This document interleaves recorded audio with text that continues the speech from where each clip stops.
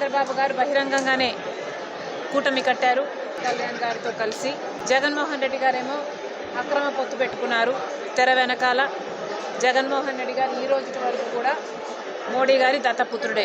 Congress party మాత్రమే బీజేపీకి ఎదురుగా నిలబడే సత్తా ఉన్న ఏకైక పార్టీ కాంగ్రెస్ పార్టీ అన్న విషయం ప్రజలు గ్రహించేలా వాళ్ళ మధ్య ప్రజల కార్యక్రమాలు కాంగ్రెస్ పార్టీ చేపట్టాల్సిన అవసరం ఉంది, వాళ్ళకి తెలియజెప్పాల్సిన అవసరం ఉంది.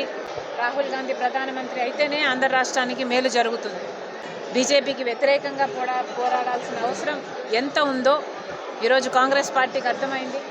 కాబట్టి ఈ అంశాలన్నిటి మీద పోరాటం చేయటానికి, ప్రజల మధ్య పనిచేయటానికి ఈరోజు కాంగ్రెస్ పార్టీ, ఈరోజు అందరు కార్యకర్తలు, నాయకులు, జిల్లాలో ఉన్న అందరూ కాంగ్రెస్ కుటుంబం అంతా ఈరోజు ఇక్కడ ఏకమైంది.